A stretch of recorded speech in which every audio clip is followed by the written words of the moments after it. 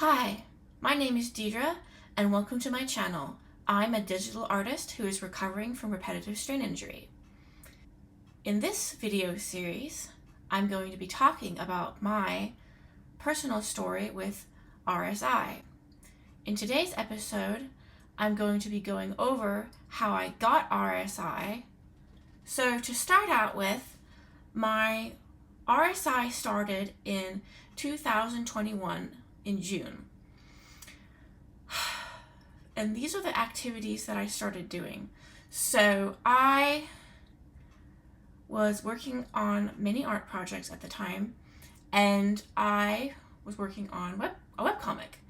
And I was really getting into it. I actually started the webcomic in 2019, but things were really gearing up in 2021. I was really getting excited, and I noticed tingling in my pinky and ring finger on my left hand, which is my dominant hand.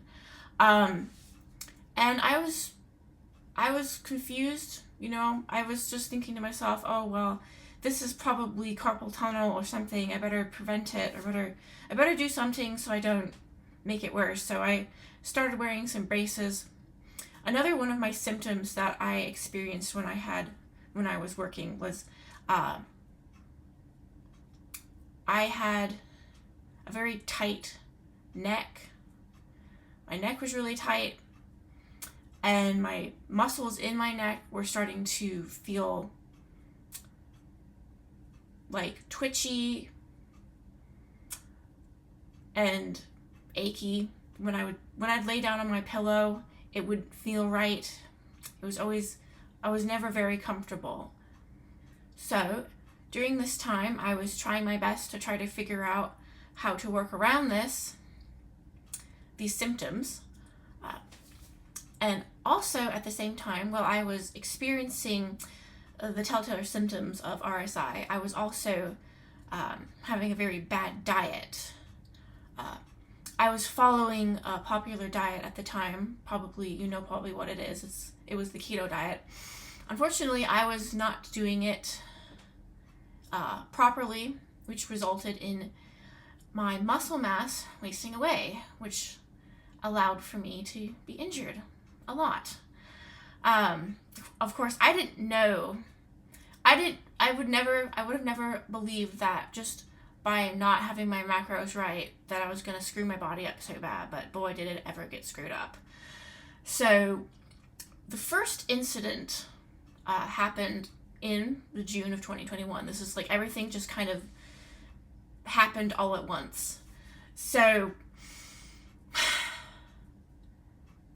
I had an accident where I hyperextended my left arm, my elbow, and that night it felt inflamed, and I knew something was wrong. Something was wrong with it. Something that shouldn't have happened. Like when I had the incident that it caused the injury, as soon as I felt something shift in my arm, I knew something happened, like something not good.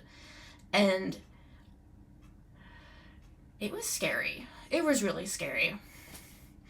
And of course, the only thing I knew how to do was just pop some ibuprofen in my mouth and hope to God it would be gone in the morning. But it wasn't. And that was like, and then, of course, we're like, oh, well, maybe I broke my arm. Maybe we should go to the emergency room, because otherwise the doctors weren't going to pay any attention to me, because they're like, your arm is tingling. Who cares? Well, so I go to the emergency room, and obviously nothing's broken. I get some cortisol shots, and I get a prescription to go in for some occupational therapy. So that happens.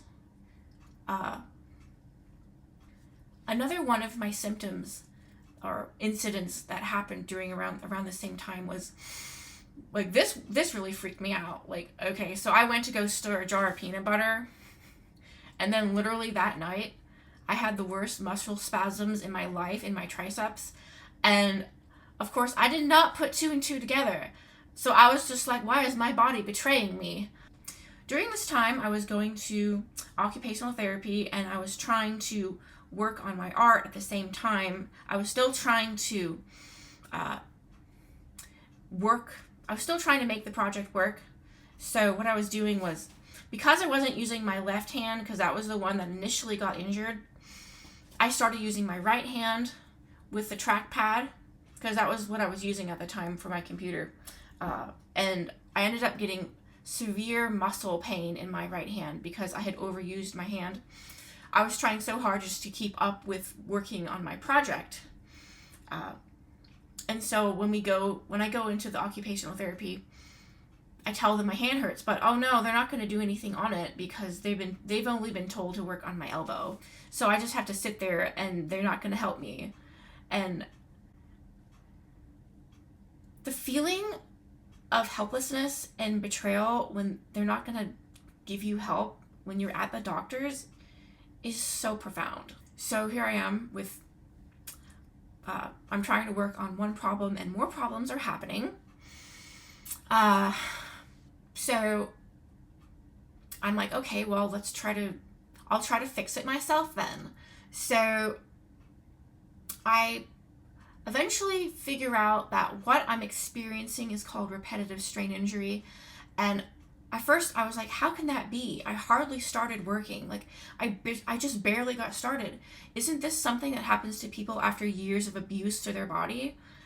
And at the time, like it only took like 3 years for me to understand that the reason I had these extreme injuries was because I had weakened my body so much from the stupid diet. I would basically sped run having RSI. And so all of a sudden, I have these injuries and these symptoms popping up out of nowhere. So I go ahead and get some books on the matter. And of course, the first one, it's a book that has stretches in it, which isn't, there's nothing wrong with that. But because I was, me having that knowledge, that wasn't going to help me. Like, I remember I tried one stretch in the book, and then a few hours later, all of a sudden, my thumb is on fire. My thumb joint is screaming, and I immediately think, oh no, I'm having arthritis. Oh no, what's going to happen to me now? Of course, little did I know that the reason my thumb joint was on fire was because I attempted to do a stretch that my body was not used to, and I did the stretch a lot. And it was cause and effect. But at that time, I just jumped to the next worst thing that could be possibly happening to me. And all this happens like within the span of like 5 months, starting from June going on to like October, November. I'm just like in this spiral, a downward spiral of just depression, fear, anxiety, all balled up into one. Sometime around in the fall is when I started to finally do some actual digging. Like, the longer I had these injuries, the more I was able to use the keywords in my Google searches to try to find places that would help. I did find a website that talked about it that had some hope. Of course, this guy was trying to sell something that helped him, but the type of injuries he had were completely different from mine. However, he did have a resource list of books on his website, and one of those books was called It's Not Carpal Tunnel by Suparna Damani. This is her book that I ordered from the internet, and it goes through, it talks about the theory of how people get RSI and therapy. It was mostly for computer professionals, but the information in this book was helpful enough for me to consider getting a personal treatment plan over the internet, and that's what I did. In the next episode of this series, I will go over my experiences with the Damani Center and how it's helped me recover up until this point.